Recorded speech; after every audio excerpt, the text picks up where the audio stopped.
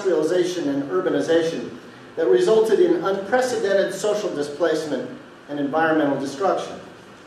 One of the many European intellectuals who were trying to understand this brave new world was the German sociologist Ferdinand Tönnies. And his way of articulating the dilemma I find instructive still. In 1887, Tönnies made a basic distinction between what he called the integrating force of traditional Gemeinschaft, or community, kinship, ethnicity, religion, even locality or place, and the disintegrating instrumentalist forces of Gesellschaft, capitalist society. He defined community as everything that holds human relationships together despite all that would pull them apart. Capitalism, in turn, represented all the forces that pull human relationships apart despite everything organically that holds them together. I find that very focalizing. Tönnies saw that the modern market economy and the state apparati that were developed to facilitate it was steadily unraveling the fabric of older, more traditional ways of being that were fundamentally relational, including economic exchange. Now, this same essential point was later further elaborated by the Hungarian political economist Karl Polanyi. In his 1944 watershed work titled The Great Transformation, Polanyi traced how market society has relentlessly displaced the basic social order that has characterized all previous human history. Modernity, Polanyi contended, is defined by the struggle between the forces of the autonomous market and what he called counter-movements of social protectionism. If you want to know more about Polanyi's work, John Parker over there, raise your hand, John, among many things, is a student of Polanyi as an anthropologist and an economist. For a concrete contemporary analogy of what I think Polanyi is talking about, think of the radical difference today between two sites of economic exchange. A local farmer's market on the one hand, and an online shopping network on the other. In the former, social relations are paramount. In the latter, social relations have been entirely erased. You don't have to interact with anybody to shop online. Tönnies and Polanyi help us keep this complicated thing simple enough to grapple with. They remind us that the two divergent forces of community and capital have been making competing claims on our hearts, minds, and embodied lives in society for a very long time. It seems pretty clear that our task as people of faith in this historical moment is to give priority to the ongoing struggle to recover, nurture, and advocate for Gemeinschaft in the midst of the ever more insatiable power of Gesellschaft. Now, neither Tönnies nor Polanyi could have anticipated the ecological dimensions of this crisis, but their logic, I think, can be extended to include it. From this perspective, the first relationship to be sacrificed under modern capitalism was our relationship with the earth. This means that restoring that relationship must be our first priority. Now, that's a formidable task.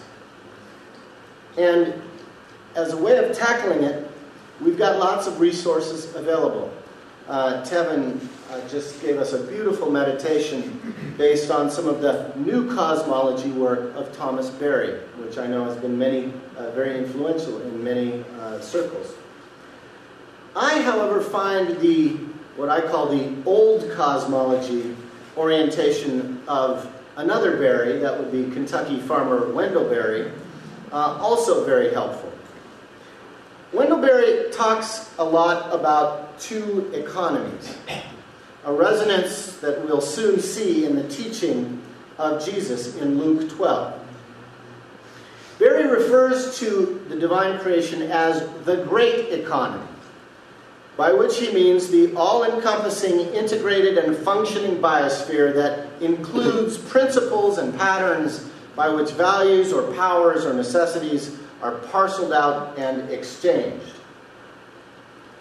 Human systems, on the other hand, are little economies that depend upon and operate within the great economy of nature. The problem, of course, is in our industrial order, with its penchant for control and its lack of limits, is that we don't see ourselves as a little economy, we see ourselves as the only economy. The little economy there thus makes itself exclusive by the simple expedient of valuing only what it can use. That is, only what it can regard as raw material to be transformed mechanically into something else.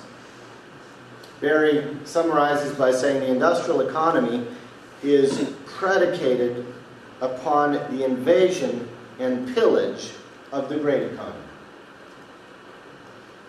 By using up topsoil, fossil fuel, fossil water, we incur a debt to the future that we cannot repay. What we call use, the future will call theft. This sort of surplus extraction must accept impoverishment as the inescapable condition of abundance, Berry writes. Moreover, he argues, if our economic ideal is maximum profit with minimum responsibility, why should we be surprised to find our corporations frequently in court and robbery on the increase? In contrast, the great economy, Berry argues, demands responsibility and stewardship based upon a consciousness of our profound interdependence with each other and the whole natural order. The loser's losses finally afflict the winner in this system, says Berry. So the ideal must be the maximum of well-being with the minimum of consumption, which both defines and requires neighborly love.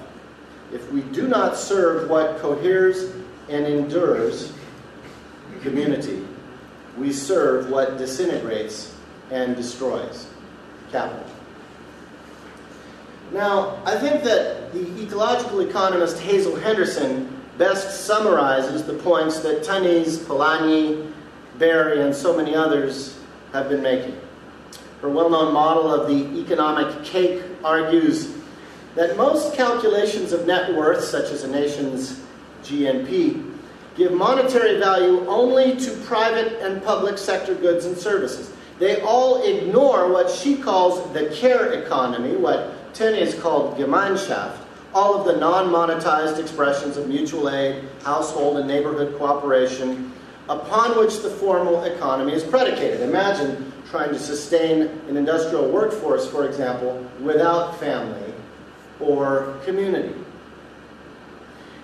Henderson, in turn, also recognizes that this social cooperative economy, as she calls it, is predicated upon the great economy of nature. So those are the two foundational layers of her economic cake. The problem with orthodox economics is that it imputes no intrinsic value, much less monetary value, to these two layers of the cake.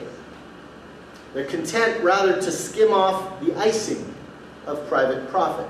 Or as another feminist economist put it recently in commenting about the government bailout of Wall Street, the profiteers are just jumping entirely out of the cake, buck naked. I think Hazel Henderson's model captures why our dominant economic story and structures are so fatally flawed. It is because they have utterly ignored the two foundational layers of the cake, nature and community. So, to make our complicated crisis simple, we can reasonably assert that any possibility of future sustainability, not to mention justice, must begin by revaluing the whole cake, beginning from the bottom up. Now, these broad ideas are familiar to all of you in this room because you are the pioneers of environmental economists and justice-minded ecologists.